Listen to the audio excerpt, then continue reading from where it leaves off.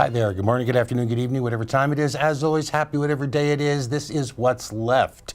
I'm your host, Larry Erickson, and for almost a half an hour, I'm going to be going on about a couple of things that I think are worthy of your attention, so I hope you'll stay with us. If you have any reactions to the show, comments, questions, whatever, you can always send them to me directly. My personal email is right here. It's hoovy80@aol.com. And if you didn't catch that, you can go to my website, which is called Lotus Surviving a Dark Time. The URL will be here a couple of times during the show. You can get the email address from there if you didn't catch it now, or you can leave a comment there. In either case, if you do send me email, please, as always, two requests. One, include something in the subject line that makes it clear this is about the show, it's not spam, and two, be patient about getting an answer. So with that, we're going to get to it, and I'm going to start with this, because I told you this would happen. Last week, I only mentioned the mass shooting in Alexandria very briefly because news of it had come out just before I was going to do the show, and so there wasn't any time to actually gather any information about it. But at that time, though, I did make a prediction. I predicted last week that you would not find one single gopper, one single right-winger, one single person on the entire right half of the American political spectrum who would describe the shooter, one James Hodgkinson, the way they always describe right-wing shooters, as a lone wacko. And that instead, they would say he is emblematic of the entire left. I told you that's what would happen, and that is exactly what has happened. The right wing rose as one to blame it all on the liberals. I'm going to go through a list of examples because you need to understand how wide and how unified this vilification is. And as I do this, bear in mind that these are not historical examples. These were all done in the last week in reaction to the tragedy at Alexandria. All right, so for Rush Limbaugh said the average base Democrat, not Democratic, Democrat voter is getting more and more fringed and imbalanced. They openly promote violence. He said this before calling Hodgkinson a mainstream Democrat voter. LifeZet.com, the website of Laura Ingraham, claimed that the American left demonizes and dehumanizes conservatives. The Daily Caller said the attack was part of an escalating pattern of violence and intimidation against Republicans who are constantly on the receiving end of violence and intimidation. Because, you know, they never do any intimidation. They're always the victims. The right wing is always the victims in their own mind. Newt Gingrich called the shooting part of a pattern of left behavior. Political cartoonist Mike Lester directly connected Hodgkinson to people saying that folks will die if they lose their health care coverage. Now, that's literally true. It's literally true. There are studies showing that anywhere from 18,000 to 45,000 Americans die every year because they don't have enough health insurance to cover needed health care. But Lester linked speaking that objective truth directly to Hodgkin's murderous rampage. Alex Jones of InfoWars claimed that Democrats had been, quote, calling for Trump's death and for his supporters to be attacked. Sean Hannity blamed the shooting on left-wing hate that is being spewed by liberals all across the country who are glorifying violence. National Review spouted off that the American left has embraced political violence and anarcho-tyranny, whatever that's supposed to mean. And the thing is, when they try to get to more specific targets, the right-wingers get really loopy, and they start dumping all the blame in the lap of whoever that particular right-winger happens to be obsessed with. So among those people who were blamed for Alexandria were Snoop Dogg, Barack Obama, Madonna, former Attorney General Loretta Lynch, Kathy Griffin, Senator Tim Kaine, the Southern Poverty Law Center, the media, and the investigation into the Trump's ties with Russia. Now that list is by no means all, but it should be enough to show how extensive it is. And note well, not one of these people said anything about Hodgkin being a lone wacko. Not one of them said about anything about there's no meaning to this tragedy beyond the immediate tragedy, and how dare you suggest that political rhetoric had anything to do with it. Not one of them said what they always say about right-wing shooters. In fact, Limbaugh went out of his way to specifically say that Hodgkinson is not, quote, a Looney Tune kook burger. So the thing is, federal officials are now characterizing Hodgkinson as a desperate man who was unemployed, running out of money, taking prescription drugs, having anger issues, and in a troubled marriage, and that he was, quoting the officials, struggling in all kinds of different ways. And they're also describing the shooting as a kind of a spontaneous event. And there are other reports that note that Hodgkinson shared one other characteristic that research indicates pretty much unites almost all mass shooters: a history of domestic violence. But none of that will matter. I guarantee you that none of that will matter. The right wing will still insist on the collective guilt of the entire left, still insist that there is blood on the hands of every American in or out of government, in or out of the Democratic Party, who dares to question the bigotry, the selfishness, the greed, the destructiveness of the right wing. Because those of the right wing have no conscience, and they do not care about truth. All they care about is power. And note well again, unlike the lies promulgated by the right in their attempts to prove the inherent violence of the left, the examples I cited were not plucked out of the depths of some comment stream authored by someone of who you'd never heard and never will hear of again. These were leading voices of the American right, some of them with mass audiences. And what makes this all the worse is that all too often what is screeched in the dank halls of the right-wing echo chamber winds up being spoken aloud in the mainstream media. The Kansas City Star said the shooting highlights a disturbing increase in left-wing violence, but couldn't find any space in this article to cite any other examples. CNN's national security analyst, Peter Bergen, described what he called the return of leftist terrorism, claiming some sort of link with some poorly described examples involving the Weather Underground and the Black Panthers from 50 years ago. But for some in the media, such vague generalities were not enough, and the question for some quickly came down to how much blame does Bernie Sanders bear? In an interview with Jane Sanders, the senator's wife, to discuss the shooting, Wolf Blitzer asked her, he demanded to know if Bernie Sanders went too far when he called the rump the worst and most dangerous president the U.S. has ever had, as if that was a cause of the attack. And the New York Times, well, the New York Times had this big, long article in which it tried very hard to blame Bernie Sanders without admitting that that's what they were doing. For example, it referred to Hodgkinson's rampage as a test for the movement and an opportunity for the senator's fans to consider their message, which of course assumes that said message was in fact inciting murder.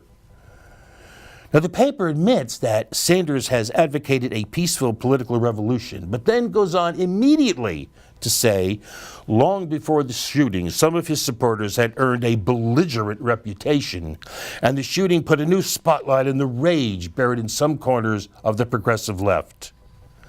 This whole thing was just thick with innuendo. Here's an example from the article, and I'm quoting the article, okay? On Tuesday, Mr. Hodgkinson posted a cartoon on Facebook explaining how does a bill work. That's an easy one, Billy, the cartoon reads. Corporations write the bill and then bribe Congress until it becomes law. That's exactly how it works, Mr. Hodgkinson wrote. That, the New York Times darkly intoned, is not far from Mr. Sanders' own message. This is insane. Sean King, a syndicated columnist with the New York Daily News, he said it well. I'm going to quote him. I work with several dozen progressive grassroots organizations. I've attended and hosted and contributed to hundreds of meetings with those organizations. Not once, publicly or privately, did a single person in a single meeting I was part of ever suggest explicitly or implicitly that someone should go do what James Hodgkinson did. Period.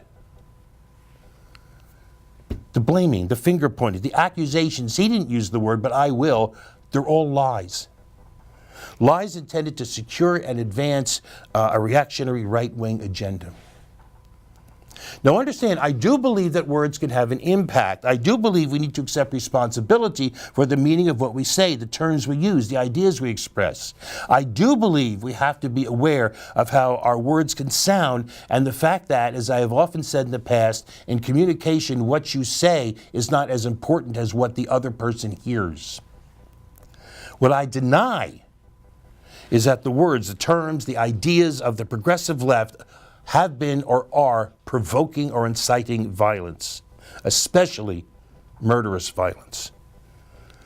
Now, yes, I'm quite sure that if you dig into the bowels of Twitter, you can come up with individual examples of expressions of heinous ideas or heinous thoughts or heinous images. And the right wing will search out those isolated examples buried in the mass like some political version of Where's Waldo, and then take those isolated examples and claim that the ill behavior or immoral assertion of that one or those few describes the entire progressive movement.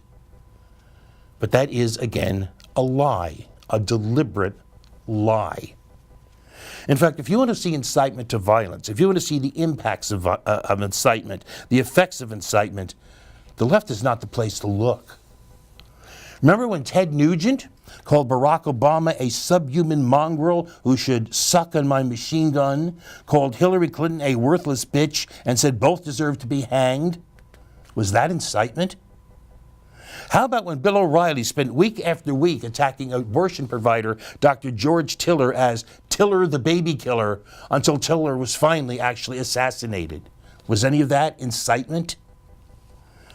What about Byron Williams and his failed plot to shoot people at the Tides Foundation and the ACLU, where Williams explicitly identified Glenn Beck and Alex Jones as the source of information that inspired him to do what he did? What about Robert Deere, who killed 3 people at a Planned Parenthood clinic in Colorado Springs, Colorado, based on what he heard from Limbaugh and Jones and O'Reilly? What about the guy who shot up a family pizzeria in Washington, D.C. not all that long ago after Alex Jones wanted his audience to go investigate the child sex trafficking ring that Hillary Clinton was supposedly operating out of the building's basement?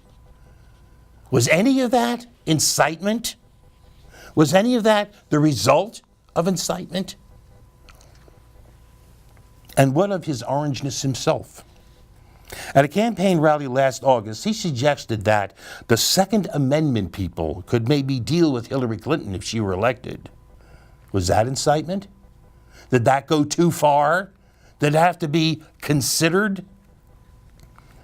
At another rally, after being told by security that someone might be planning to throw tomatoes at him, the rump, who has openly yearned for the days when protesters are carried out of rallies on a stretcher, told the crowd, and I'm quoting, "Knock the crap out of them. I promise you I will pay for the legal fees." Was that incitement? And of course, there were the bragging about sexual assault, the denunciations of refugees, of Muslims, of Mexicans, of others. Was any of that incitement?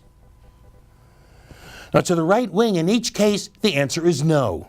None of that was an incitement to violence. None of that went too far. None of the message need to be considered, because the right wing, in the minds of the right wing, they are never responsible for what they say.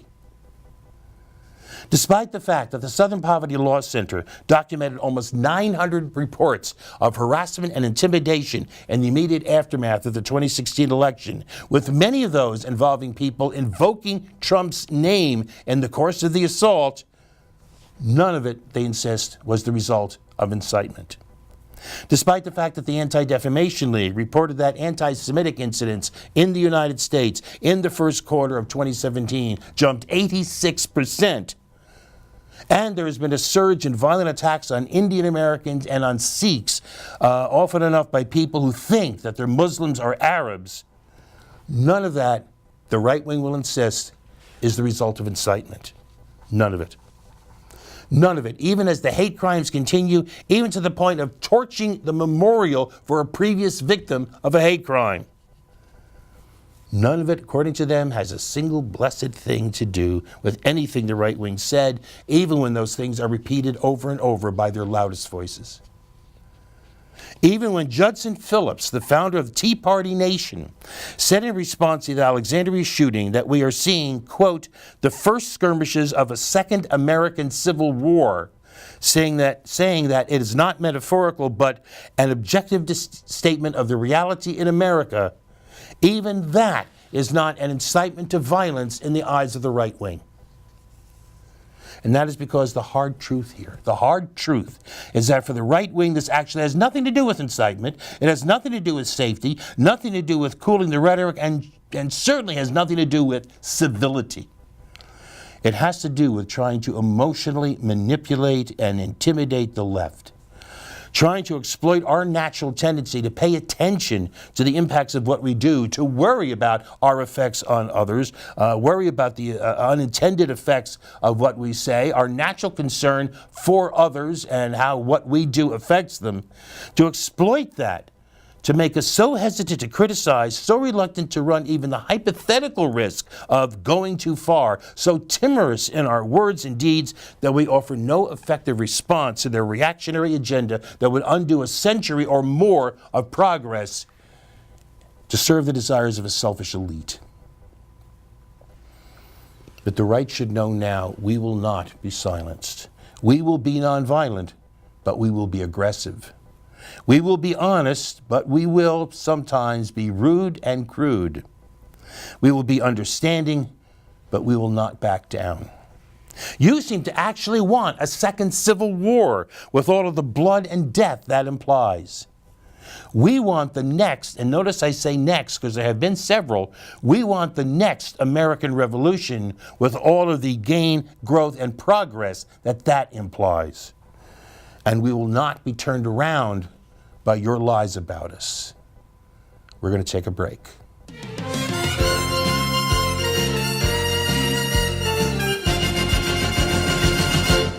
And here we are back. All right, and for now, I have another question. I've asked a lot of questions. Here's another question. The question here is, what does it take? On July 6th, a cop named Geronimo Yanez pulled over one Philando Castile in a suburb of Minneapolis because Castile was black and had a wide nose, which in Yanez's mind was enough to make him resemble a robbery suspect. 38 seconds after Yanez stepped to the window of his car, Philando Castile was bleeding to death, having been shot multiple times through the heart by Geronimo Yanez, who claimed Castile was pulling out a gun. Yanez was indicted for second-degree manslaughter. You need to understand, now manslaughter, second-degree manslaughter is usually defined somewhat technically as the unlawful killing of a human being without malice and without intent to kill or cause death, and occurring in the performance of an action that is otherwise lawful. Specifically under Minnesota law, you were guilty of second-degree manslaughter if you cause the death of another by your culpable negligence that creates an unreasonable risk and you consciously take chances of causing death and great bodily harm to another. So the point being, figure it this way, second-degree manslaughter is about the lowest charge that you can make in a criminal case that involves a death. On June 16th, Geronimo Yanez was acquitted of all charges. I say again, what does it take? The charge was about the weakest one that could have been filed. Made no difference. Philando Castile did all the things you're supposed to do, all the things that previous victims were told that, well, if they'd only done this or that, then they would have been fine. He was polite. He cooperated. He told the cop he had a gun. He made no sudden moves. It was all on the video, which the jury saw. It made no difference. After backup arrived, Yanez told another cop that he didn't actually see Castile grab for a gun. It was just that after he asked to see Castile's license, he, that is Yanez, got effing nervous and Castile had a wide grip. I mean, that was it. That's what justified. Yanez said justified shooting Castile multiple times. That's what made Yanez feel fear for his life. He was nervous and Castile had a wide grip. That was it. It made no difference. At the trial, the cop who came to assist, his name is Joseph Kauser, testified that Castile looked relaxed and calm, and from what he could hear of the conversation between him and Yanez, he did not appear threatening. Kauser said he himself did not feel threatened, and in fact, the dash cam video that's just been released shows him standing with like his thumbs hooked into his bullet-resistant vest in a very casual position. He said he never saw Castile's gun. He testified to all this at the trial. It made no difference. Nothing made a difference. As soon as the cop said, there was this black guy and he said he had a gun and I was scared, that was enough. Nothing else would make a difference. What does it take? What does it take for cops to be held responsible for their actions? What does it take for juries to stop treating cops like they all had 00 numbers on their badges? How long can we go on telling ourselves, to kid ourselves, to lie to ourselves, to tell ourselves this is all proper, this is all right, that the system is working as another cop kills another black man and again walks away free? How long can we do this? How many more will die? That the system is not working is transparently clear. That racism is a cause is just as clear. And in fact, it should be a given. There are repeated research studies that show that black people, particularly black males, even male black children, are seen as threatening. And black men are perceived to be taller, heavier, and more muscular than white men of the same height and weight. So did racism play a part in the killing of Philando Castile? Of course it did. Did it play a part in the acquittal of Geronimo Yanez? Of course it did. So what does it take? How long will it be before justice is no longer a rarity? And yet, even given the harsh reality of racism, there's something else I wanted to mention. From the moment Castile says he has a gun, Yanez goes into a state of what can only be described as rising panic. In the well-known video shot by his remarkably composed girlfriend, whose name is Diamond Reynolds, and that's Castile's girlfriend. In that video that she shot, Yanez could be heard screaming, and I do mean screaming, things like, "I told him not to reach for it," punctuated by F-bombs. At that very moment, he strikes me as someone desperately trying to control themselves. When backup comes, he is so intent on keeping his gun on Castile, so intent, so focused on controlling himself, that the other cops have to persuade him to step away from the car. That he was very frightened can't be denied. That he had cause to be, that is sufficient cause to kill somebody, yeah, that certainly can be denied. But here's the question that Yanez unintentionally raises, which actually I broached over 2 years ago, quoting myself from 2 years ago. Are cops nowadays taught to be scared? Are they trained to spend every moment of their working days in mortal fear for their lives? No joke, no sarcasm, I'm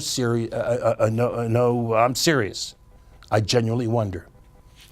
Part of the reason I asked the question is that so many of the cops and videos of other incidents I'd seen seemed much like Yanez did. They seemed frightened, on the verge of panic, desperately trying to control themselves, desperately trying to maintain some semblance of emotional control.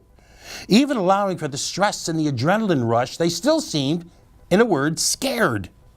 And I wondered, are we training cops to be so ready to go to kill or be killed on an instant's notice that they're spending their entire days in a state of stressed anxiety? In other words, scared. It's still a valid question, and bluntly the answer appears to be yes, we are teaching cops to be scared. Yes, police work can be dangerous, although depending upon how you count it, police work may or may not break the top 10 of most dangerous jobs in the U.S., but it can be dangerous. But the point is, when we have thousands of armed people going through their workday, generally fearful that every encounter could instantly turn into kill or be killed, a life or death struggle, that is a recipe for lots more Philando Castiles. So I don't know what police training Geronimo Yanna's got, but I can't help but wonder if that very training is part of the reason Philando Castile is dead. All right, I'm going to finish up with this. It's not what I wanted to do, but after all that, I wanted to finish with something lighter. So at 12:54 a.m. Eastern Daylight Time on Wednesday, June 21st, and the appropriately earlier hours on the night of June 20th as you go west, it became summer. So happy summer 2017. And the summer is a special one for nostalgia buffs, especially those who make their living on nostalgia, because it's the 50th anniversary of the Summer of Love. And there are already a boatload of reminiscences that see that summer through rose-colored, maybe in fact literally rose-colored, granny glasses as one of sharing freedom, music, and peace, and an equal boatload of sneering dismissals rife with tales of drug addiction, overdoses, squalor, and street fights. Now, there are enough individual examples in each of those boatloads to force the boring conclusion that there is some truth in both tales. So for those of us old enough to remember the Summer of Love, it shouldn't be a question of embracing one of those tales, but of our own experience, embracing our experience. And mine, I have to say, was much more of the sharing freedom, music, and peace type, which is why I actually prefer the alternate name Sgt. Pepper Summer. Sgt. Pepper was released on June 1st, 1967. It was the soundtrack for that summer. But I prefer that name because the Summer of Love puts too much emphasis on San Francisco, as if what happened there was the entire story, and of course it wasn't. In fact, the hippie scene in San Francisco around Haight-Ashbury was actually in decline. It actually started to disappear by the time summer of 67 came. By the end of the summer of 67, the neighborhood was increasingly defined by hard drugs and awash in lost people who were there because he had nowhere else to be. The Sgt. Pepper summer, however, was not just San Francisco. It was everywhere. Everywhere that long hair, blue jeans, maybe some love beads, and a smile meant you were among friends. Friends who would share with you, who you could share with, who you could trust even enough that, and when it did happen, you got ripped off, it didn't really matter so much because what you gained through the sharing outweighed what you lost in that individual case.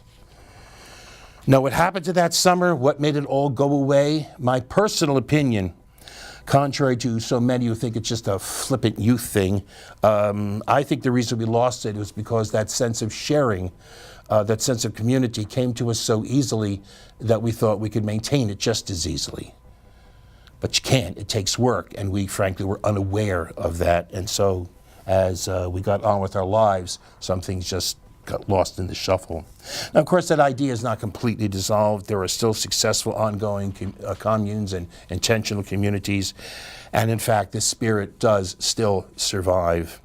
Some years ago, somebody said that I looked like a warmed over 60s radical. And my wife at the time said, good, because what we need is some warmed over 60s radicalism, which remains true in both the political and the community sense. So happy summer 2017. And we will see you in 2 weeks. Take the last week of the month off. So we are going to see you in 2 weeks. First show will be the first week of July rather. First week of July with the next show. So for now, you have the best 2 weeks that you possibly can. And as always, peace.